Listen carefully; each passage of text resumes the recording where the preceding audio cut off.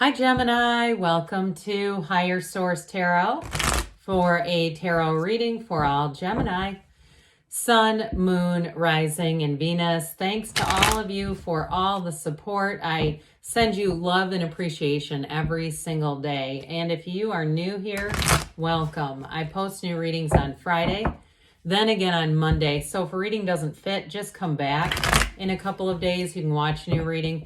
Fridays are always a general reading, so today's reading will bring in aspects of money, love, career, moving, anything you could ask about.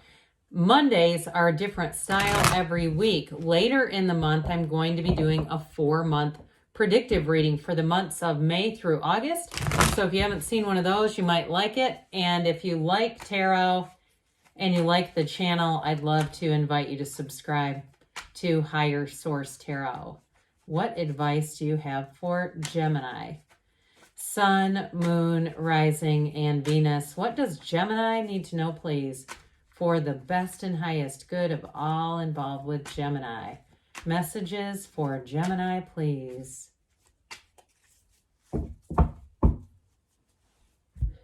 We will start here with the tarot, then we'll have the angel answers. You've got the Fool, new beginnings, the Six of Wands, the Page of Pentacles, and the Nine of Wands. We've got the Moon.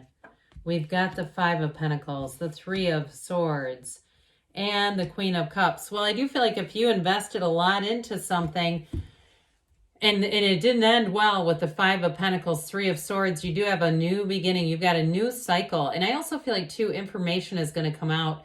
If you've been having a hard time of letting go of a situation, I feel like you really are standing on the precipice of change, allowing yourself to move forward. If it's a relationship too, and not that we ever wish anything bad on anyone, okay? But I do feel like you may find that person, whoever it was that did a Three of Swords number on you, is going to be staying pretty stagnant in their own life. I just don't see them as, really moving forward. It's all about surrender to win, though.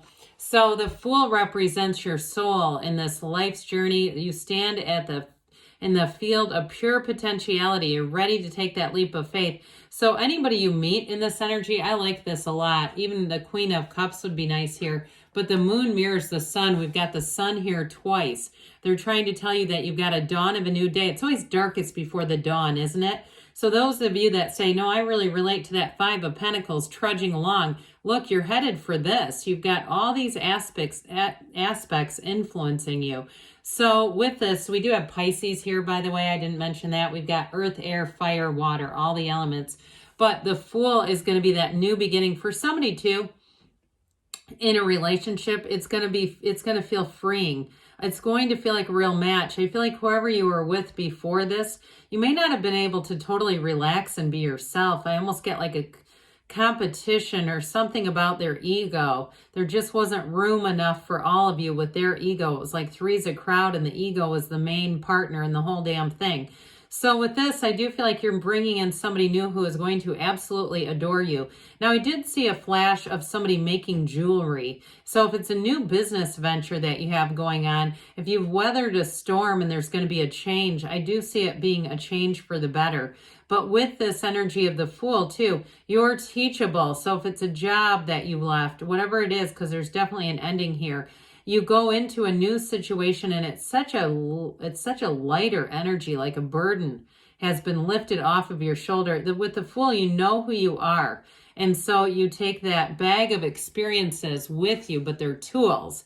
As you go into the next segment of your journey here on Earth, on this Earth school, you won't repeat the same lessons. You're done learning those. So with the Six of Wands, I love the Six of Wands. This one comes up a lot. I'm not sure why. I feel like we've been on a real run with the Six of Wands lately, but it's a great energy. The Six of Wands is a card of happiness, it's success.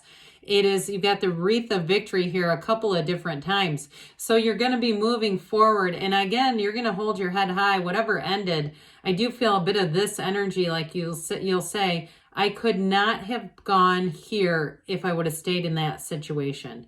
I could not have achieved this in that situation. Whatever it was, it just wasn't allowing you to grow. So with the Six of Wands, you'll also find too, You'll get accolades. You'll get people's, if you need Google reviews or reviews of some sort, even Amazon reviews, whatever it is, you're going to get rave reviews in this one. So if you're starting some kind of a business and you ask your customers, could you write a review? I feel like with this, or if you're even working in some kind of a business, they may name you by name. Okay, whether it's a dental, dental office or a car dealership. It's like you're going to have your name. I keep hearing your name in lights. Now, it might not be quite that dramatic, but I do feel like you have a really positive, not only response, but you have a positive impact on people around you. So I also feel like, too, this is not an energy of gloating at all. So those of you that are going to find that whatever situation ended takes a turn for the worse, this is not you being smug. It's you being released from something that I just see as, like, I literally see something going down a drain. And so with the Page of Pentacles, you got new opportunities here. If you're some kind of an apprentice, if you're in some kind of training or some kind of a school, because this is a lifelong student, I do feel like with this, you're going to get skills that are going to help you long term. Now, others of you in a relationship, whoever this is that you're attracting, I do feel like they are somebody who they have a very open mind. They like to get new information. They're very malleable in terms of they're a flexible thinker. They don't think that they have it all. And wouldn't that be boring, right? If we're all done learning. So I feel like whoever you are attracting to, they also have goals of their own, because I feel like whatever you were in, the situation just didn't support your growth. This is somebody who really supports your growth. They absolutely adore you, but they also, too, with this, they still work on themselves. It's like they're aware of themselves enough that they're not just so focused on other people so they don't have to look at themselves. Okay, I do get this as somebody who's into self-development and personal growth, and they may even be reading Think and Grow Rich. That book comes into my mind, and I don't know why. I actually do own a copy of it. But I feel like it's somebody like that who stumbles across things and says, hey, these principles make a lot of sense. And so with this Nine of Wands, it does say that you invested a lot of time into something, and you may have gotten a bit of a psychic wound if you were with somebody who was gaslighting you, or you were even in a work situation. I'd say there's gaslighting there too, and that's intentional, by the way. It's not somebody who doesn't know what they're doing. They're intentionally doing this. And so with this Nine of Wands, I feel like with this, it may have been a bit of an eye-opening experience for you in the end of it all. But ultimately, nines are about attainment and completion. They're realizations. So with this, he's bulked up from the battle that he's done. He's got that bandage because of his wound, but he's learned, he's gained from it. No matter what it is, it's not happening to us as much as it is happening for us. And with the moon energy, get ready, because I'm telling you, this is where everything you need to know will come out. And with the moon, it's also, too, you've got the yods or yods of the tarot here, gifts from the universe, blessings, where you're going to say, thank God I was not in that circumstance. I was not with that company as they went down the tubes, or in that relationship where I saw the person really take a turn for the worse. Whatever it is, I do feel like, again, the information comes out, and there may be something that you didn't know all along. Like I do get for somebody, even some kind of substance use that may have been hidden from you. But with this, again, it is a new cycle coming in. It's a change coming in. And the moon is an emotional time. So for some, even though I do feel like a lightness comes over you, it may still be a bit of a bittersweet sort of emotional time. Like, how did I get there? How did that happen? But I feel like ultimately this is going to be a rebirth. It's going to send you into that next chapter of your life. And so the Five of Pentacles, we keep dabbling in this, moving on. This is a change card. Ask and it is given. So you keep walking forward, but you're not alone. I do feel like, too, if it was a big layoff, like a big corporate layoff or something like that, you stay in contact with people that were in the same boat. But I don't feel like it's a low vibrational situation where it's like people who keep rehashing it, because that's not a good thing.